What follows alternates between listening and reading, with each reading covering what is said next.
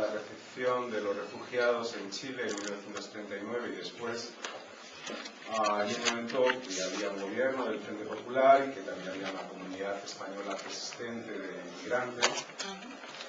Y digamos que encarnaba situar, por eso se llama el Congreso, el subtítulo es Políticas, Estados y Sociedades de Acogida, ese debate y esos nexos que existe con la comunidad persistentes españoles, ese debate que existe en América ante lo español, el debate que existe en todos los países americanos desde la independencia sobre España, con sus fobias y filias, y por supuesto también trazará algo sobre las instituciones republicanas, los partidos y sindicatos. ¿Ya no? ¿No, eso no? Bueno, porque ya lo he contado en otros lugares, en otras publicaciones. Efectivamente, la profesora Lemus es autora de un dossier de la revista Ayer, es coordinadora sobre el tema del exilio en el año 2002. También recientemente, en torno a ese tema, ha publicado un capítulo importante, más de 1.000 páginas, sobre el caso de Chile, en un libro que se llama algo así como Los exilios en América, coordinado por Dolores Pla. Y digamos que, en fin, por eso a veces a uno le cuesta volver a contar lo que ya ha contado en otras ocasiones y volver a publicar lo mismo, pero creo que nos va a dar una versión, una dimensión diferente, de más larga duración, complementaria a esos textos que podéis leer, que ahí está publicado en esos libros, en la revista Ayer o en este libro que he comentado con Colina de México y con una editorial comercial. Y, en fin, el que tenga interés puede profundizar. La doctora Encarna Lemus, además, es autora de diversos libros, ha desarrollado 3 líneas, diría, 4 líneas de investigación principales sobre la dimensión internacional de la transición, el peso que juega el factor exterior en la transición española. Tiene también publicaciones sobre la migración regional hacia América, publicaciones también sobre la historia en general de Andalucía, temas como el movimiento obrero, partidos, clandestinidad, etc. Bueno, pues es una reputada historiadora, es una conocidísima historiadora que no solo ha transitado el tema del exilio, sino en general los temas de la historia del siglo XX de España, pero también de Chile. Y bueno, pues sin más puedes comenzar cuando quieras. Gracias. Muchísimas gracias. Gracias a ti, Don, y gracias al CIDE. Lo que pasa es que es muy difícil agradecer a la institución de la que una es vicepresidenta, ¿no? que la invite a uno, porque parece que es yo me lo hizo, yo me lo como, pero en fin, me gusta estar aquí, es verdad, y me gusta sobre todo hablar del exilio. Es verdad que yo he hecho cosas diferentes, pero quienes me conocen saben que lo que más me gusta escribir, y sin duda lo que más me gusta explicar, es el tema del exilio. Y efectivamente, Aldón me insistió en que hablara, tal vez por la cronología, del entorno de reflexión del exilio republicano español en Chile. Pero es algo que acababa de escribir y no me parece, y acababa de ser publicado en el mes de agosto, y entonces como que no me parecía ético volver a contar la misma historia. Partiendo de eso, partiendo del 39, bueno, pues yo quería hacer algo que normalmente no hacemos los historiadores del exilio, y es seguir hablando del exilio en una cronología más larga. Exiliados es hasta que se regresa, o exiliados es, en el caso del exilio republicano español, que dirían ellos para siempre, pero casi nos concentramos en hablar de esos primeros años, y en el caso del grupo de los que van a Chile, pues tienen una intervención en política muy prolongada, sobre todo por la circunstancia concreta de Chile y la unidad popular y el periodo de la unidad popular. Pues que evidentemente no me voy a detener en todo, pero sí en algunos momentos que no solo sean el 39-40. Y voy a empezar por el revés. Voy a empezar por el 73.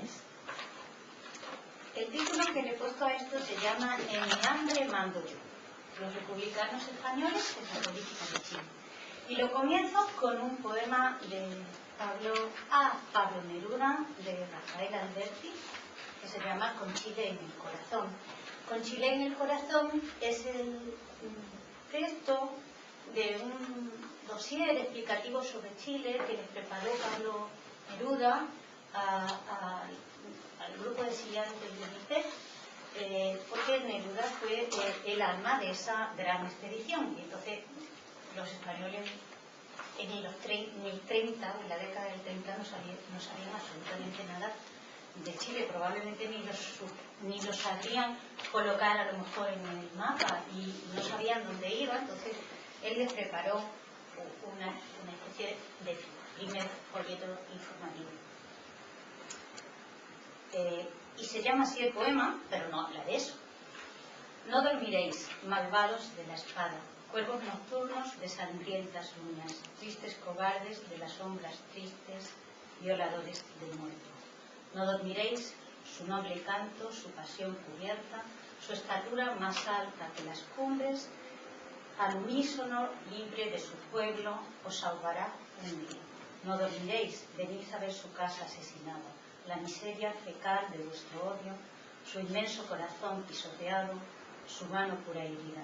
No dormiréis, no dormiréis porque ninguno duerme, no dormiréis porque su luz os ciega, no dormiréis porque la muerte es solo vuestra victoria, no dormiréis jamás porque estáis muertos.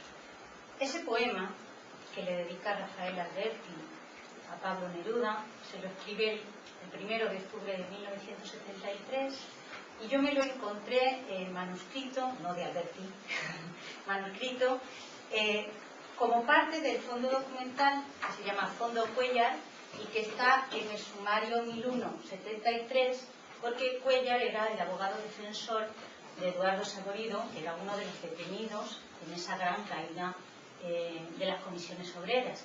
Entonces el sumario se desarrolla entre el 73, es fácil imaginar que alguien le había escrito a mano a Saborido, y se lo había pasado clandestinamente a la prisión, el poema que le hizo Alberti a Neruda en su muerte, ya que Neruda murió unos días después de Allende, tras el triunfo, tras el golpe de Pinochet.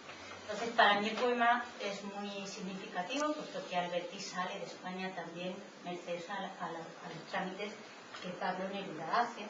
Salió hacia París y se quedó un tiempo residiendo clandestinamente en casa de Lea del Carril y de Alberti. Supongo que no lo pasaría mal porque la casa estaba en Ile de la Cité, pero bueno, allí estaban escondidos. Bueno, y en ese poema, por tanto, pues digamos que concluye toda la historia conjunta, ¿no?, de la lucha por la democracia y en el caso de ellos por el socialismo y por el comunismo de Alberti, Neruda y todo el contexto del exiliado. Era un homenaje a esa actividad que Neruda había hecho en favor del exilio republicano. Bueno, pues después de contaros esto, os voy a contar por qué le he puesto a esta intervención ese título, En mi hambre mando yo, los republicanos españoles en la política de Chile. Siempre se dice, porque es así, que la historia de España del siglo XX tiene dos grandes hitos, ¿no?, la República y la guerra, y luego hemos añadido el hito de la transición. No sé, los dos momentos tienen una clara proyección sobre la política chilena, siendo Chile un país que no ha tenido especiales relaciones estrechas con España, ¿no? Y sin embargo tiene momentos políticos de cierto paralelismo, no solo en el 20, sino también cuando se estudia su evolución constitucional y su sistema electoral, pues se ve, y su sistema de partidos, pues se ve una cierta comparabilidad.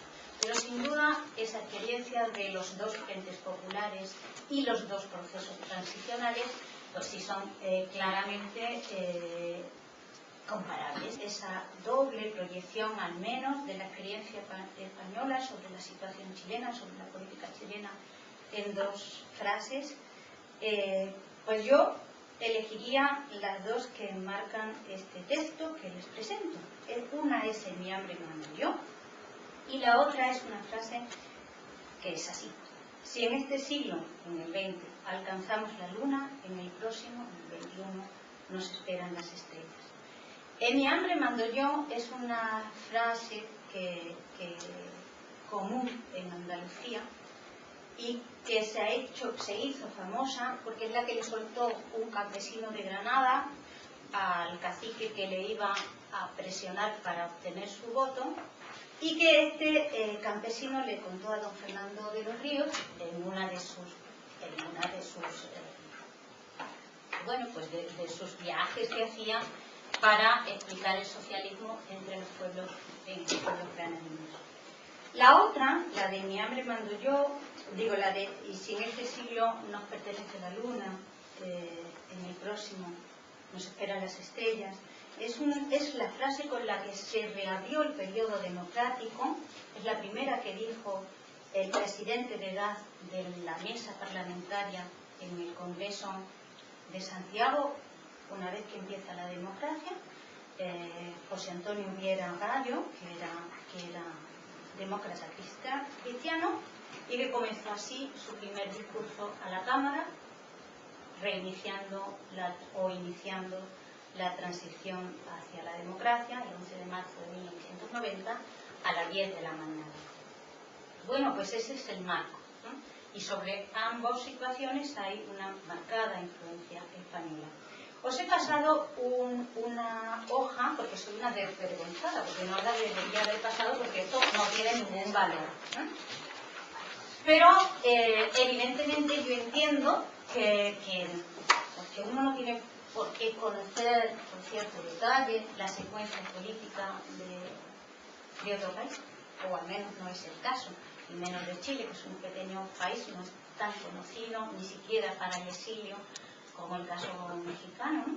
Y por eso, para que no tenga que estar uno flotando en un espacio vacío, había hecho esto, que no es una relación que ni siquiera es de bachillerato, es solamente que tengamos una red cronológica con sus nombres.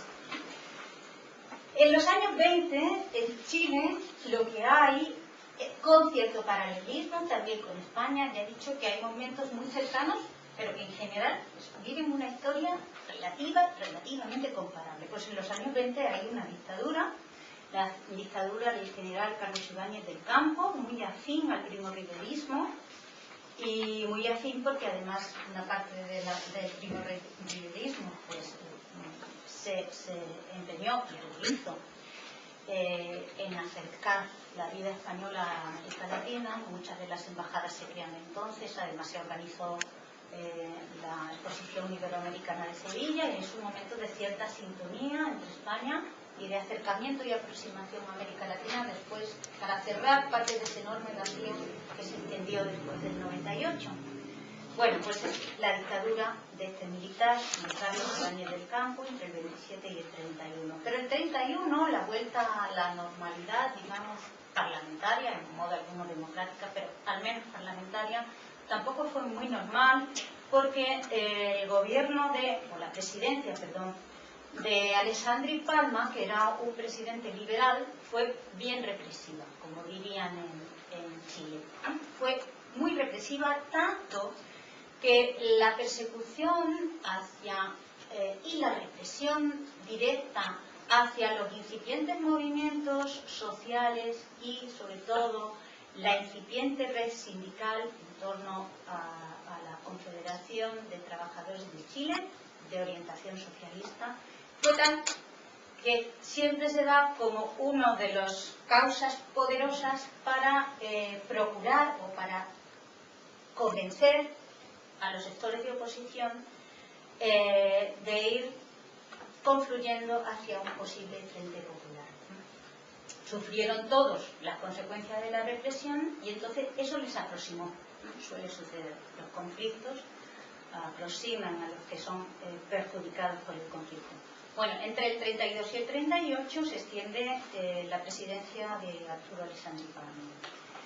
Y en el 38 es cuando triunfa la candidatura del Frente Popular y evidentemente que tiene detrás la experiencia del Frente Popular francés y el Frente Popular español, que es una cosa que ellos continuamente dicen cuando están en las negociaciones y cuando están en los discursos políticos.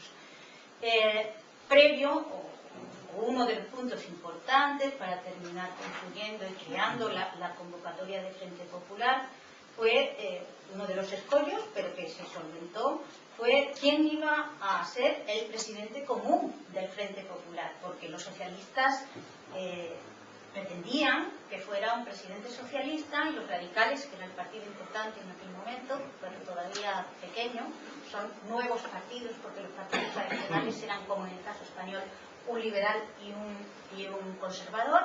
En la coyuntura de los 20 aparecen estos tipos nuevos de partido, el radical, o no aparecen pero crecen, el radical y el socialista, y también el comunista.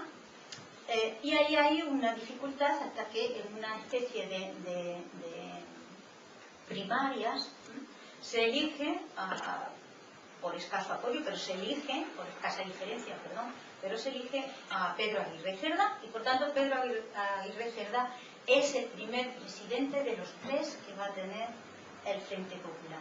El Frente Popular cuenta con la presencia, y fue esencial, del Partido Comunista entre 1938 y el 48, pero en el 48, cosa normal, como en otros países, y como consecuencia también de la Guerra Fría, en la nueva circunstancia, pues el Partido Comunista es lanzado fuera del Frente Popular y, por tanto, la última presidencia del Frente Popular ya no tiene el apoyo de los comunistas, que además terminan siendo perseguidos. La última fase del Frente Popular, para los que les gusta la historia de Chile, es muy curiosa, porque dentro del Frente Popular hay una estrategia nueva que intensifica la conexión interna de ciertos partidos, sobre todo entre el radical, curiosamente, y el comunista, y que se conoce como la estrategia de unidad nacional. La tengo puesta en negrita. Es muy curioso para los que estudiamos esa circunstancia política, porque la unidad nacional termina generando una estrategia electoralista y de captación de votos que llamó Alianza Democrática, y así vuelve a llamarse también, aunque esté saltando en la historia, la plataforma previa al 88, la que se forma en el 85, y que es la primera vez que los grupos opositores al pinochetismo tratan un programa común, o zanjan un programa común y una estrategia común de oposición a la dictadura del general Pinochet. Eso en el 85. Y le ponen el mismo nombre, Alianza Democrática, que era ya una estructura de oposición entre el radicalismo y el Partido Comunista que se había ensayado en los años 30, en los años principios de los 40, y que está marcada, por otra parte, aunque dé mucha información, por el año de inflexión dentro de la Segunda Guerra Mundial, que es el 42.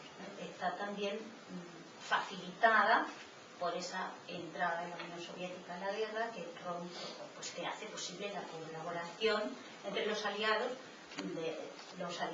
democráticos y el comunismo. Entonces, en el caso de Chile tiene ese reflejo también, la aparición de esa ideología de unidad nacional y alianza democrática. Bueno, pues con esa explicación, el Frente Popular se desarrolla hasta el 52 y tiene 3 presidencias. La de Pedro Aguirre Cerda, que es el gran protector, no sé si decir personalmente él, sí, un poco como ayer veíamos con Lázaro Cárdenas, hace el mismo papel, ¿no?, del exilio republicano, que muere prematuramente en el 41 y que era radical. Radicales son también Juan Antonio Ríos Morales y Gabriel González Videla. Las 3 presidencias fueron radicales. Y sin embargo, el Partido Radical nunca fue un partido muy comprometido con el exilio republicano de los radicales.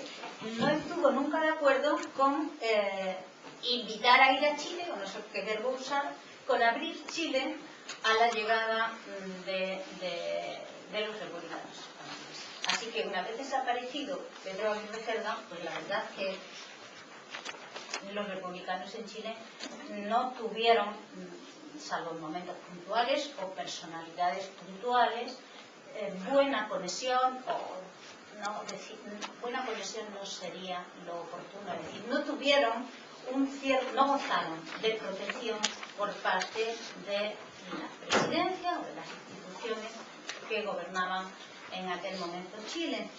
Y eso sería así hasta la llegada de la Unidad Popular, ya con Allende. En el 52, pues ganan las elecciones, desaparece la presencia del Frente Popular, se deshace, se presentan a las elecciones separados y gana las elecciones otro militar, el general Ibáñez del Campo. Curiosamente, esa es la primera vez que las mujeres participan en la elección de un presidente en Chile. Se les había dado la posibilidad de votar para presidenciales en el 49 y ejercen por primera vez su derecho en el 52. Bueno, ese es el esquema político de la evolución de Chile. Después de ahí van gobiernos, después de este gobierno militarista, gobierna la democracia cristiana hasta con Alessandri otra vez, con Frei Montalvo y luego ya Allende.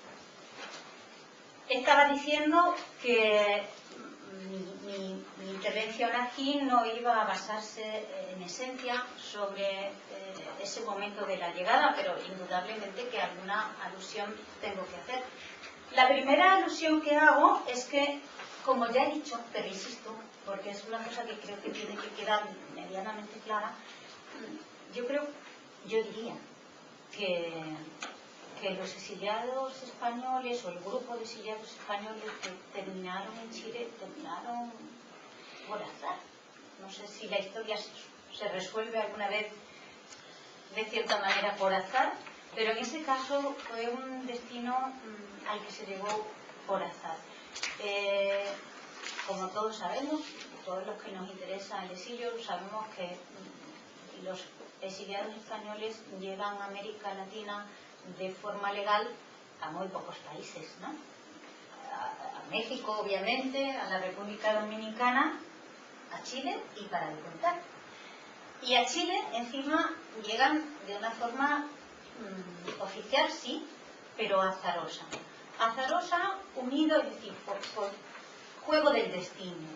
Por un doble juego del destino, uno de esos componentes del doble juego fue que existiera este Frente Popular, pero eso no justifica el por qué llegan, el por qué se les abre la puerta en un exclusivo momento, porque en realidad se les abre la puerta a la llegada del Comité solamente.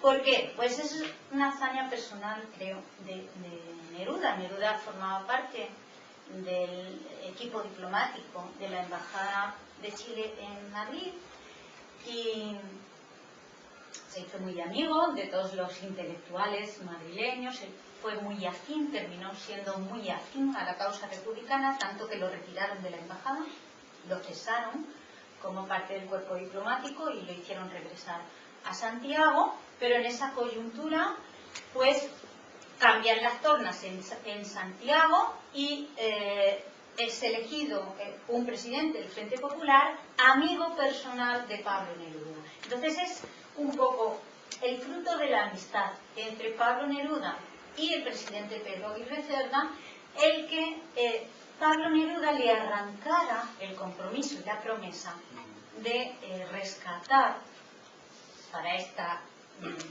fecha.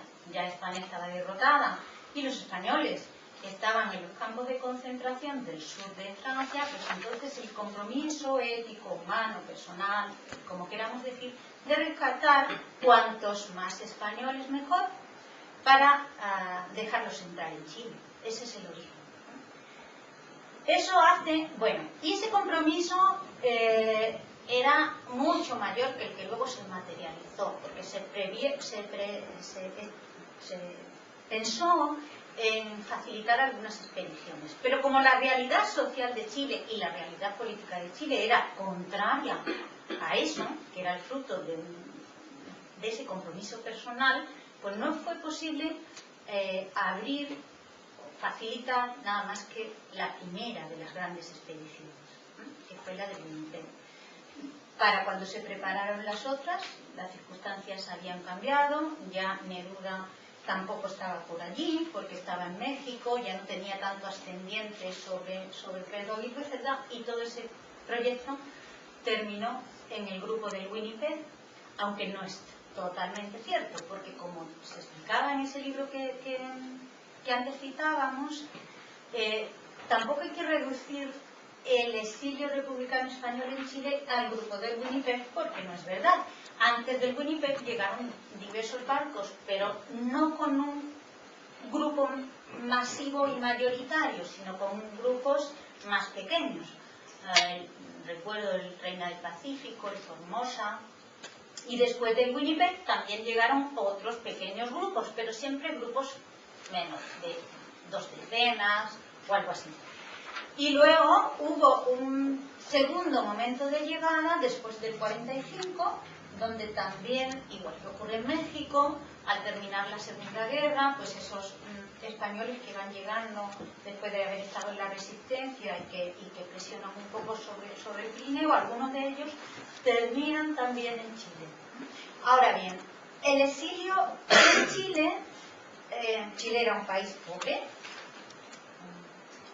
lejanísimo, con muy poca vida urbana, más allá de Santiago, que ofrecía no mucho atractivo para el exilio republicano español. Entonces Chile tiene una parte del exilio que se termina asentando allí, pero es también una parte de paso de gente que lo que se quiere salvar, que se le ofrece la posibilidad de Chile, que termina en Chile, pero que con el tiempo pues pretenden irse hacia centros con más presencia de republicanos o con más posibilidades culturales, como la ciudad de Buenos Aires. Sería el caso de Alberti, por ejemplo. Sería el caso de Francisco Ayala, que sale vía Santiago, pero que luego su primera fase del exilio importante no la desarrolla en Santiago, sino que la desarrolla en Buenos Aires. Y luego la otra dirección es escaparse y a México también, por estar más cerca de un mundo que ofrecía más posibilidades para el exilio. Hay otra parte del exilio, obviamente, que se queda, pero hay un cierto trasiego. También es verdad que exiliados que, por ejemplo, terminan por azar en Ecuador, en Bolivia, pues todavía lo tienen peor, y entonces al revés, bajan desde La Paz o desde Ecuador hacia Santiago. Entonces Santiago es un sitio donde hay una colonia, pero está un poco deshilachada. Luego, Chile es muy largo, la región central, como se llama el corredor Valparaíso, que es el puerto de llegada, Santiago, pues es la zona que más presencia de exiliados tiene. Pero como políticamente era un grupo incorrecto, no les dan libertad de movimiento y además los apartan. Y entonces crean 2 centros diferentes para grupos que tenían cierta singularidad. Por ejemplo, hacia el sur, hacia la Aysén, terminan apartando a grupos que vinieran de un pasado anarquista. Eso no les disgustó, porque la zona... Bueno, no les disgustó, no lo sé. Pero para los anarquistas eso no fue muy extraño, porque el sur de Chile y el sur de Argentina habían sido siempre, incluso para la inmigración económica, un espacio hacia donde terminaban yendo muchos anarquistas, porque era una zona muy poco poblada y todavía ofrecía una utopía posible para un nuevo mundo de carácter anarquista.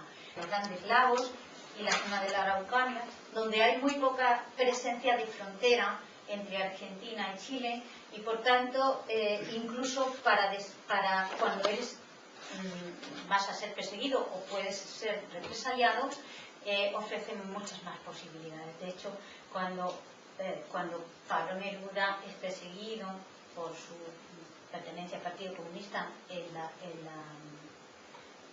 los años 50, como él bien cuenta en su biografía, atraviesa los Andes por ese área. En fin, es un área muy porosa. Y luego en el norte hay un grupo también de españoles asentados en la zona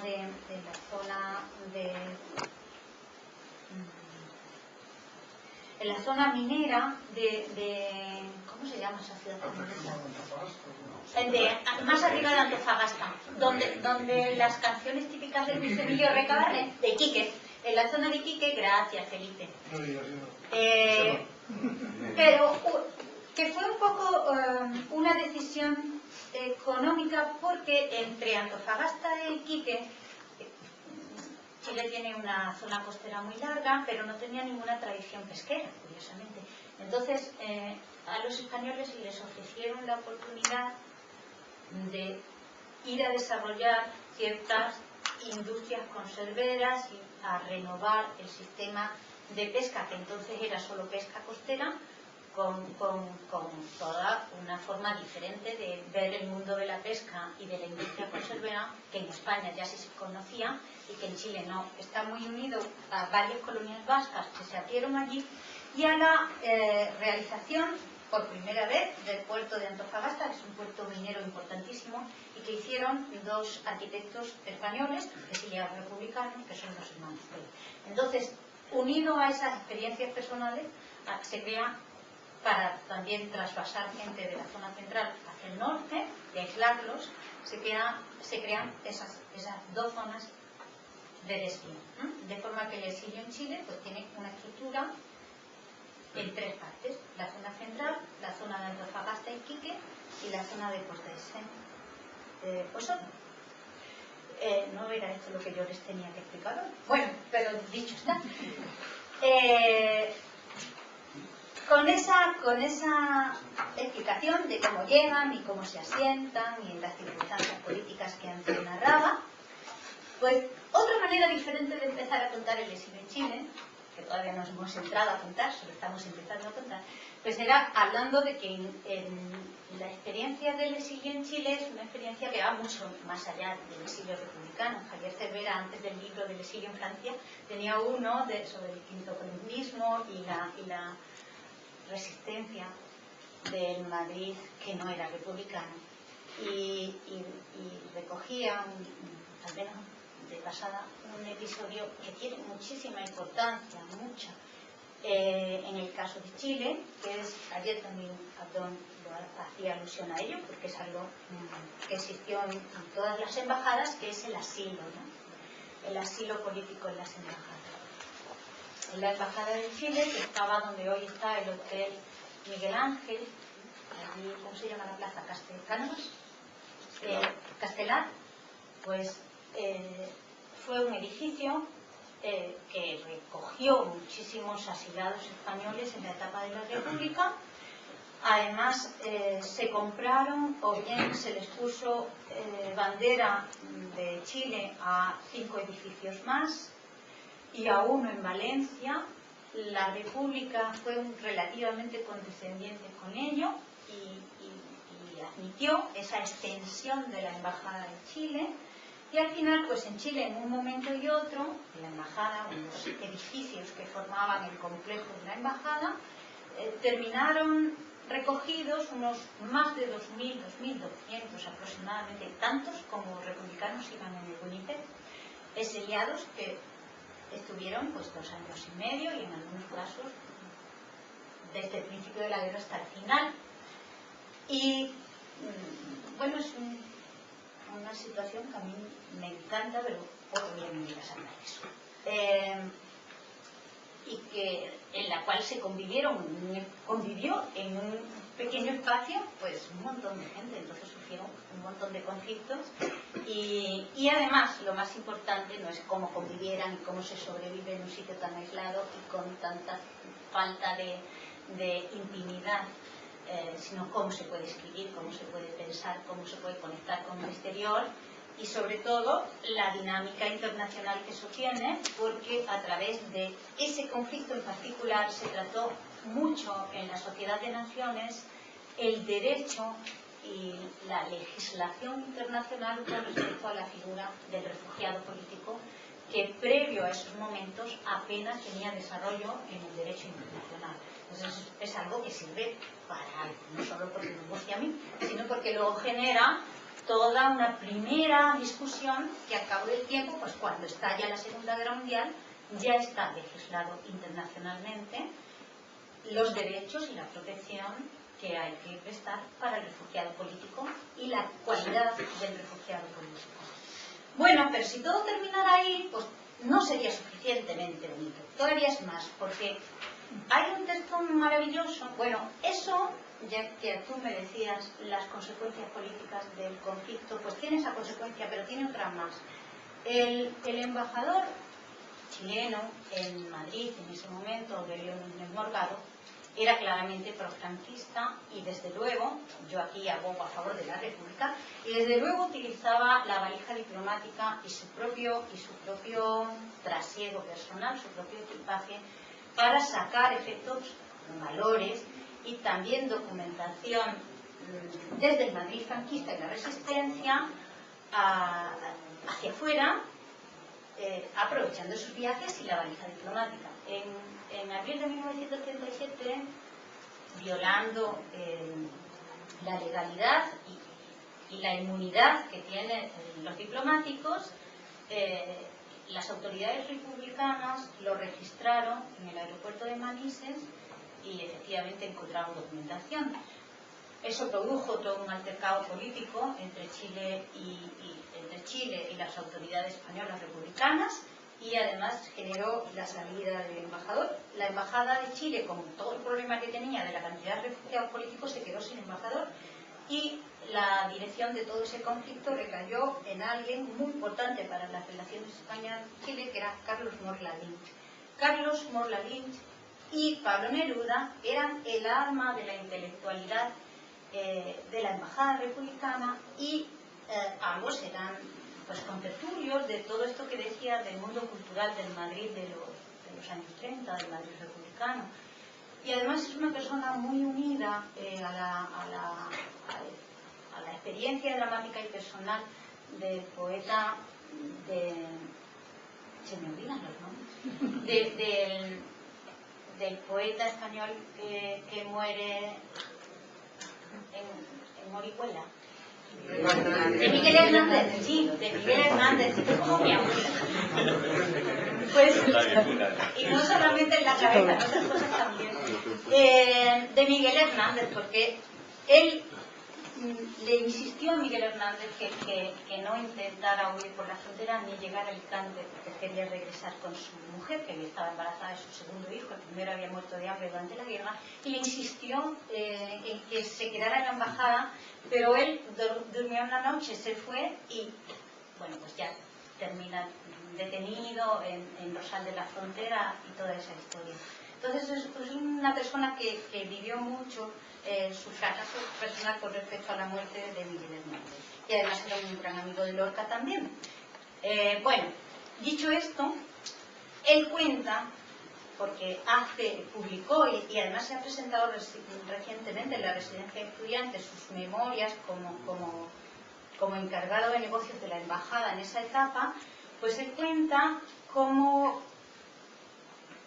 siendo él encargado de negocios, vivió la llegada de Franco, la apertura de las puertas principales de la embajada de Miguel Ángel, para que saliera el resto de los refugiados que quedaban, que entonces eran unos 700, habían llegado a ser, como digo, 2000 y algo. Pero cuenta también que, a ver si encuentro yo el texto, pues que mientras por las puertas principales, por la puerta principal de la embajada salían unos refugiados, por la puerta lateral entraba el último. Es que me parece que tengo esto mal. Bueno, lo hago sin texto. comenta cómo abren la puerta de servicio y entran, van saliendo por abajo por la puerta grande 1 y entran el último grupo de refugiados españoles que tuvo la embajada. 17 republicanos que resistieron hasta el final en Madrid y cuando quisieron irse ya no podían porque estaban cortadas las salidas hacia Alicante. Entonces entran al mismo tiempo que están saliendo los otros, los suben por una puerta trasera al tercer piso de la embajada y les va a recibir para repartir unas mantas y demás. Y entonces lo cuenta muy emocionadamente, pero como no lo sé de memoria ni encuentro el texto, pues no lo puedo contar, pero os digo en qué va, ¿no? Y en ese caso, pues tiene también una validez, una valía excepcional, porque esa última recepción de refugiados políticos en la embajada chilena, que entran pues ahí, en ese momento, no salen hasta el 12 de octubre de 1940, prácticamente estuvieron dentro otra vez año y medio en el que no se normalizaron las relaciones diplomáticas entre los dos países por ese nuevo conflicto añadido y por tanto donde la embajada pues estuvo siempre muy altis de ser asaltada, incluso llegó a ser asaltada varias veces y estas personas pues que en este caso sí eran 17 intelectuales pues dejaron un testimonio apasionante que tú y yo hemos vivido el final del testimonio porque hicieron la primera revista del exilio que se hace en territorio español. En la embajada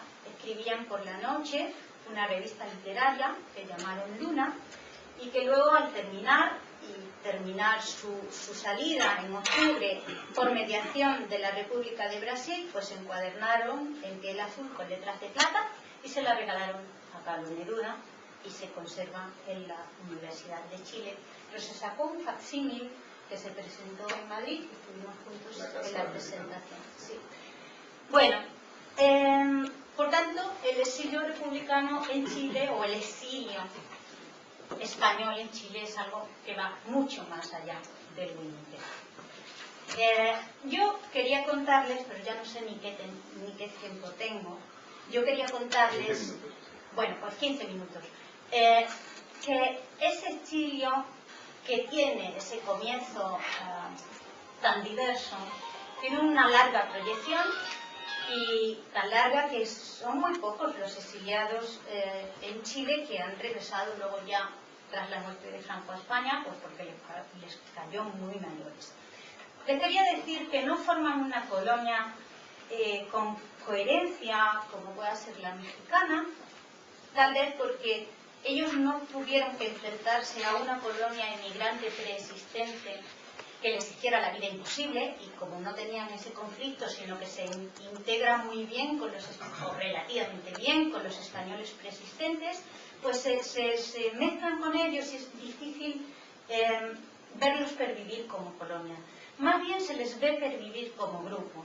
Por otra parte, es un exilio, y eso sí es afín a lo que pasa en Francia o a lo que pasa en México, muy fraccionado por cuestiones ideológicas. Es algo connatural al exilio republicano español. En un censo del 46, por ejemplo, yo tenía, pero no se las voy a contar, 21 agrupaciones políticas de republicanos españoles. Estamos hablando de un grupo que en el mejor de sus momentos pues, pudo tener 3.000 personas, pero que en este momento ya tenía muchas menos. Y tenía al menos 21 asociaciones políticas diferentes. Luego, se trata de un exilio que, no sé si por ellos mismos o por la historia de Chile, pues no, ¿cómo diría yo? Como que no fue muy consecuente con su origen republicano. Porque una parte importante de ese grupo republicano español que vive largamente en Chile termina triunfando económicamente como tanto otro exilio. Hay una doble división, la del que triunfa, la división esencial de la vida humana, la de que triunfa y la de que es fracasado. Pues entonces hay la dimensión del exiliado triunfador que se une a las clases altas de Chile y luego hay el exiliado que permanece toda su vida trabajador y que, pues más bien su problemática va con la problemática del trabajador de Chile normal y corriente. Por tanto, hay una doble división. Si conservan entidad republicana, están fraccionados en múltiples asociaciones políticas, que son las asociaciones políticas propias de los republicanos españoles. Si se asimilan en el país, pues están viviendo como el resto de los chilenos, bien forman parte de la clase dirigente, bien forman parte del resto.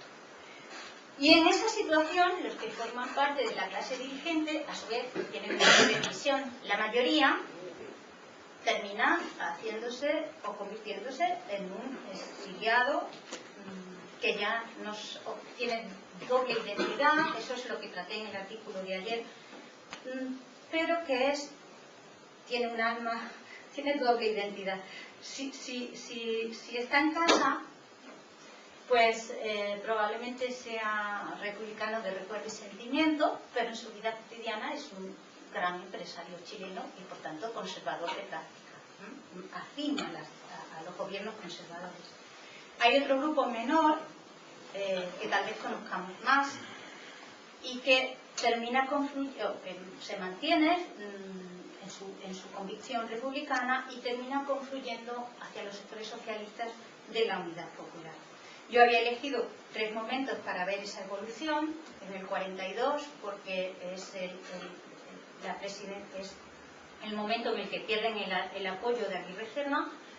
El 52, porque era el momento en el que se pierde el Frente Popular. Entonces, ¿cómo ven los españoles ese fin del Frente Popular? Y en el 73, porque era en el 70, porque era el triunfo de Allende, y quería ver también, o querían demostraros, cómo hay 2 perfiles de republicanos españoles. Tal vez lo más curioso del 42, y con eso voy terminando, es el hecho de que ya tienen un pequeño alma chilena que ha nacido dentro, lo cual está muy bien, porque ven la Segunda Guerra Mundial como la vería un chileno.